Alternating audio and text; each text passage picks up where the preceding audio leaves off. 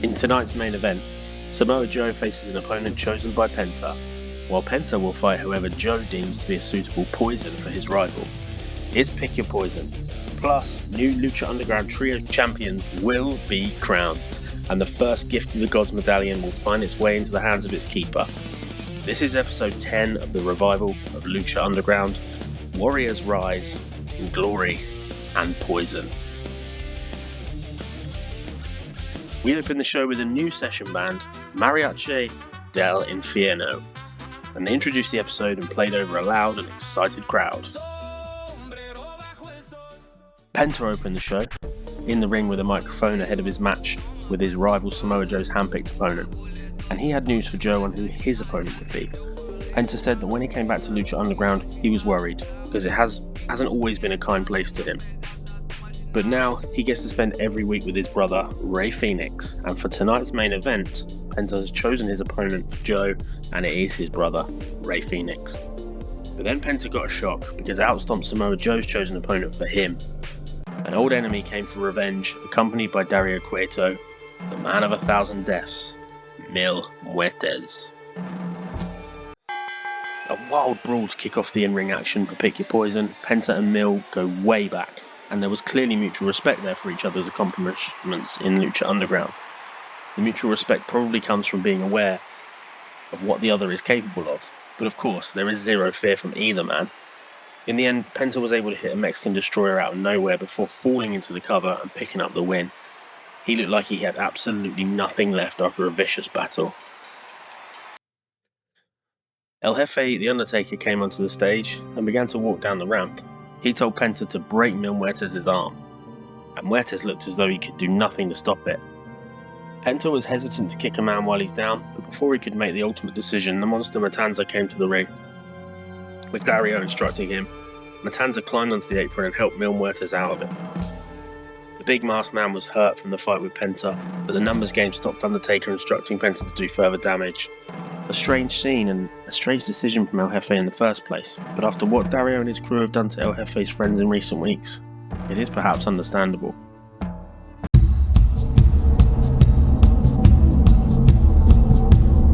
Backstage, a panicked referee was calling for help for Dragunov.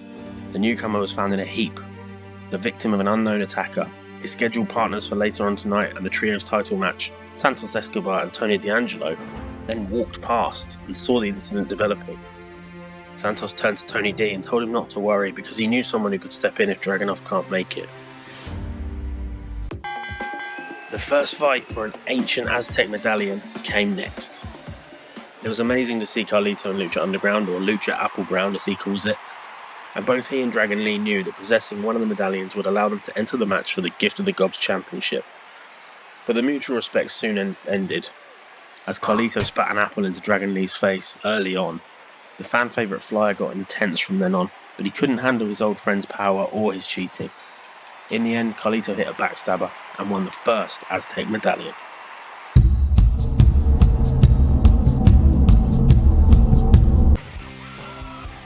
Next up, we learned about next week's main event, as Los Americanos face American Made in the fight of a lifetime. It'll go all over the arena. Balls will count anywhere, and there will be no rules. And weapons are absolutely encouraged.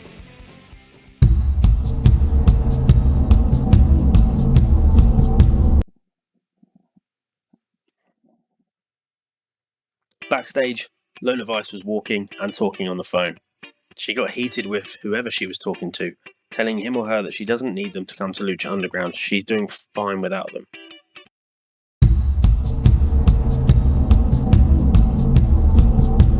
Next up, the Trio's titles were on the line, and it was no surprise to see a smiling Santos Escobar and a serious Tony D'Angelo bringing the dangerous Angel Garza to the ring as their replacement for the injured Dragunov. Panther Ali won the six-way last week, and from it, he chose a great team in Prince Apollo of Lagos and Natty. But Tony D'Angelo and Santos Escobar had an ace up their sleeve when the original partner, Dragunov, got taken out earlier. Angel Garza destroyed his cousin Berto's leg when he was healing from being surgically repaired. He also helped eliminate Rey Mysterio from Aztec Warfare before beating the legend down last week. He's dangerous, and he seems to have zero remorse for his actions, no matter how close to them he is. For the finish of this one, the powerful Tony D'Angelo landed his forget about it, spinning neckbreaker on Prince Apollo, after Angel Garza had hit a low chop block on Natty's ankle, and we had new champions.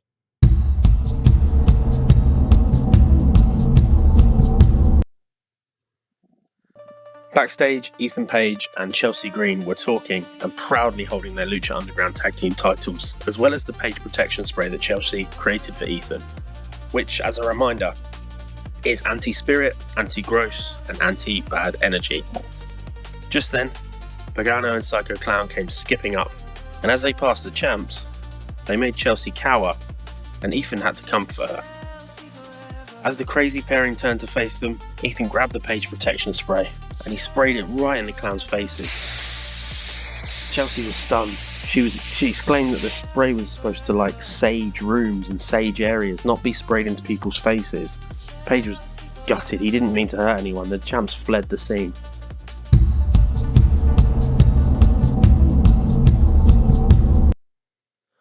A very disrespectful scene next as Santos Escobar, Angel Garza and Tony D'Angelo burst into the trainer's room looking for Dragunov, who was taken out earlier.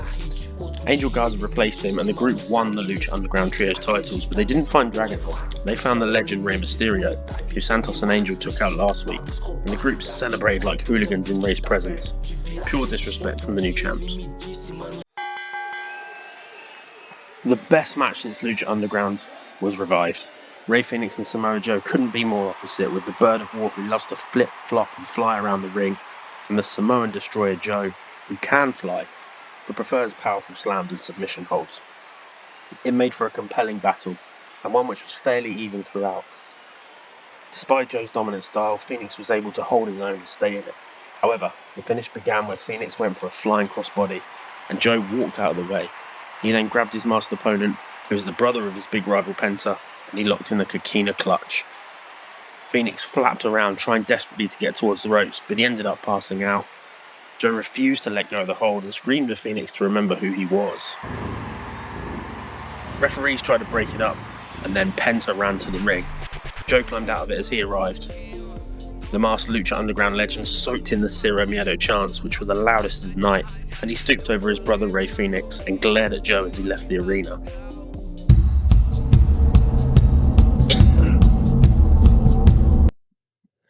Backstage, at the end of the show, Mil Muertes, who was defeated earlier on by Penta, was minding his own business when Aerostar came to him.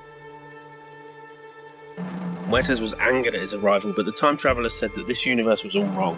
He mentioned the Order again, and told Mil that Katrina is not savable. Mil believes Dario Cueto is working on it, but Aerostar said that Dario is lying to him, which made Mil growl with anger.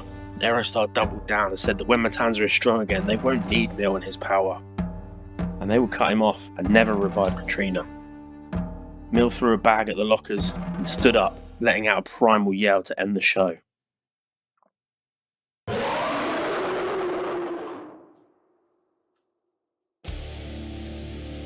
This episode was the joint highest rated. Joe vs Fénix was the joint highest rated match.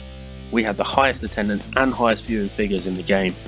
So my question is, and let me know in the comments, how awesome does it feel when you nail a show in TEW? Episode 10, my biggest yet, and it's my best yet. Anyway, enough of that. Join me next week. Hopefully, episode 11 is just as good.